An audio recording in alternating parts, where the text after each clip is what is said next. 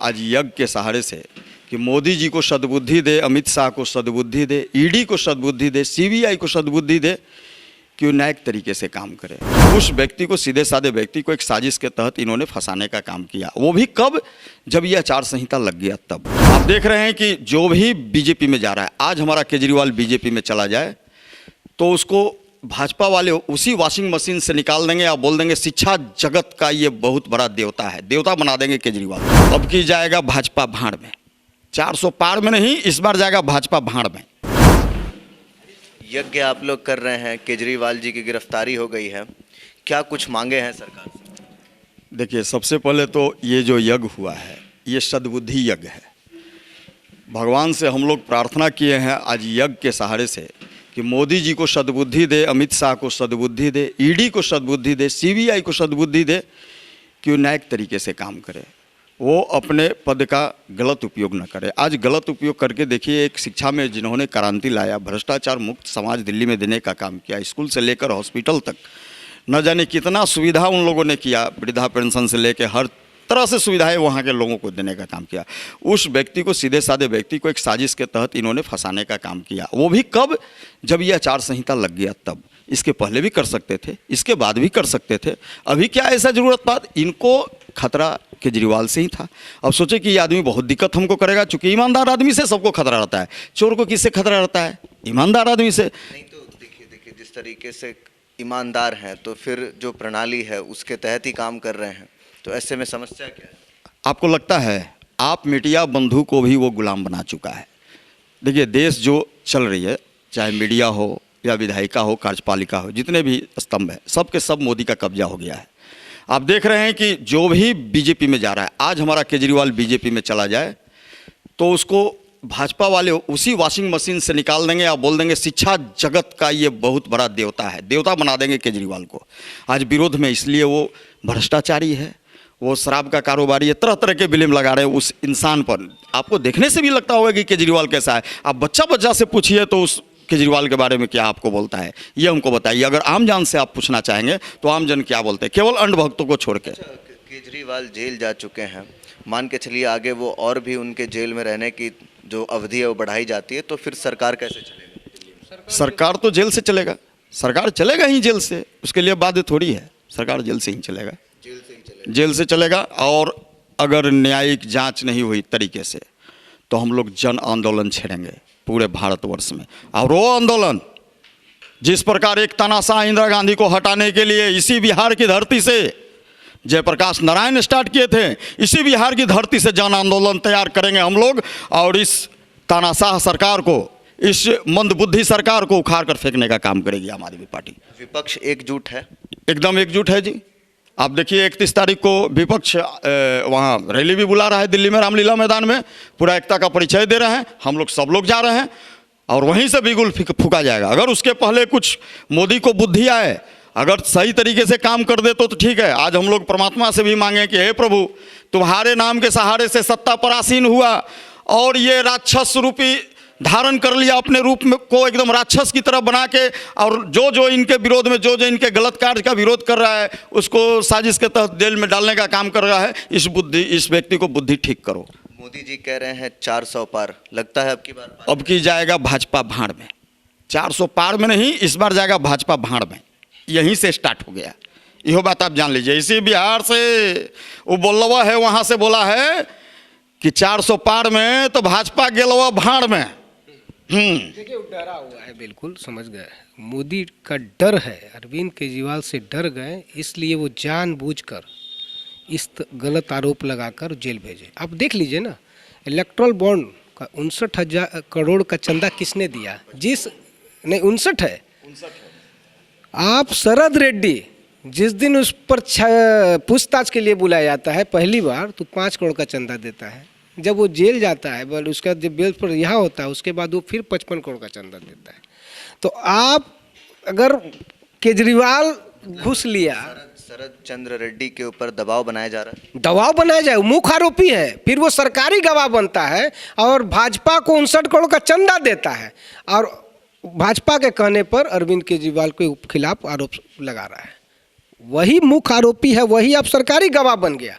गजब स्थिति है रे भाई। हम कह दें कि फलाना भाई साहब जो है ABC 24 वाला चैनल वाले जो साहब है उनके वो जो है हमारा कमाया हुआ पैसा हम उनको दिए हैं, तो आप जेल में रहिएगा, हम बेल पर रहे हैं। शरद रेड्डी बेल पर है और उसके जो आरोप जिस पर लगाया है वो सारे लोग जेल में हैं। कहा जा रहा है कि 100 करोड़ का जो है आरोप लग रहा आम आदमी पार्टी पर, सब बेबुनियाद है। 10 पैसा रिकवर काहे नहीं किया? 100 करोड़ बोल तो रहे हैं, 100 रुपया तो बरामद करके दिखा दो, काहे नहीं दिखा रहे हो? चोर कह देने से चोर हो जाएंगे, घोटालेबाज कह देने से घोटालेबाज हो जाएंगे। इसीलिए तो तुमने चोर कहा, गिरफ्तार किया। अरे भाई तुम्हारा शासन है, तुम्हारे पास CD है, CBI है, सब कुछ है, तुम जो चाहो कर लो। लेकिन देश की जनता तो समझ रही है। आज तो बहुत बड़ा बात हुआ है। हिटलर कहाँ का शासक था? जर्मनी का। जर्मनी ने देखा है हिटलर का तानाशाही। अरविंद केजरीवाल के गिरफ्तारी के विरोध में जर्मनी का एम्बेसडर ने भारत सरकार से निष्पक्ष जांच की मांग किया है। मतलब अब विदेश दूसरे देश कंट्री के लोगों को भी लगने लगा है कि भारत अब तानाशाही की ओर जा रहा है, अब अराजकता का माहौल। विदेश मंत्रालय ने कह दिया जर्मनी को कि आप निजी कार्यों में हस्तक्षेप ना करें। कैसे निजी कार्य हो गया? मतलब आप किसी का दमन कीजिएगा और विदेश का नीति अब चुप रहेगा? तो कहाँ जा के जो बंडी पहन के जो आकाश से उड़ जाते हैं, तो क्यों जाते हैं? भारत में ही रहो, भारत के प्रधानमंत्री हो, भारत में रहो, 24 घंटा दिन रात ही काम करो। ये जो मोदी मोदी मोदी अनाउंसमेंट है वो पीछे से स्पीकर बजवा जाता है, हाथ करवाता है। ऐसे तो हम भी एगो कोरस बनवा लेंगे, कहेगा बबलू बबलू बबलू, तो हम पब्लिक को तो ही ना सुनाई पड़ेगा। ये कोरस है, कोरस, कोई मोदी उदी कहने वाला अब नहीं है। चलिए, तो अब की बार विपक्ष कितना टारगेट लेके चल रहा है? विपक्ष का टारगेट है इनको हटाना, समझ गए? और इस तथाकथित शराब घोटाला में आपके माध्यम से मांग करना चाहते हैं कि हमारा पार्टी को सीज कर रहे हैं, आरोप आम आदमी पार्टी को आरोप बनाकर हमारे नेता को जेल में भेज रहे हैं।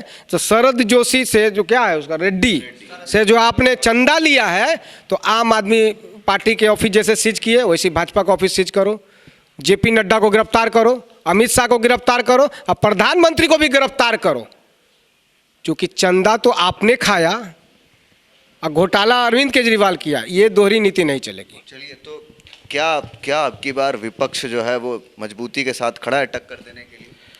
हाँ, बिल्कुल मजबूत के साथ खड़ा है और बिल्कुल टक्कर देगा। और इस बार मोदी जी मेरे ख्याल से फिर से दोबारा सत्ता में नहीं आएंगे। लोकतंत्र कैसा है? बराबर लोकतंत्र पर सवाल उठ रहा है। लोकतंत्र तो अब ख़त्म हो गया, लोकतंत्र की तो बात ही मत कीजिए। अगर लोकतंत्र जिंदा होता तो आज अरविंद केजरीवाल जी जेल में नहीं होते, आज JP नड्डा जी जेल में होते। जिस शराब घोटाला के मामले में अरविंद केजरीवाल जी और हमारे मनीष सिसोदिया जी जेल में हैं और जो शरद चंद्र रेड्डी के गवाही पे जेल में हैं, वो शरद चंद्र रेड्डी जेल में जब था तो उसने भारतीय जनता पार्टी को 59.5 करोड़ रुपया का इलेक्टोरल बॉन्ड दिया और उसको भारतीय जनता पार्टी 1 सप्ताह के अंदर अपने अकाउंट में ट्रांसफ़र करवा ली। तो मनी ट्रेल जो हुआ था वो तो क्लियर हो गया। ये तो माननीय सुप्रीम कोर्ट को धन्यवाद देना चाहिए कि उन्होंने ये जो इलेक्टोरल बॉन्ड को अवैध करार दिया और अवैध करार देने के बाद ये सारा मामला आ गया। अभी देखिए, बताइए अभी मामला क्या है? ये शराब घोटाला क्या है? शराब घोटाला में जो जेल में है उसका एक भी सबूत नहीं जुटा पाया और सबूत कोर्ट के माध्यम से, बोलिए तो इलेक्टोरल बॉन्ड के माध्यम से सबूत सामने है। अच्छा, इलेक्टोरल बॉन्ड का इस्तेमाल तो सबने किया। पहले नंबर पर भाजपा रही, दूसरे नंबर पर तृणमूल कांग्रेस थी, तीसरे नंबर पर कांग्रेस थी। इस्तेमाल तो सब कर रहे हैं। देखिए, इलेक्टोरल बॉन्ड के इस्तेमाल करने में कहीं कोई प्रॉब्लम नहीं, चूँकि ये तो संविधान की तरफ से नियम बना था।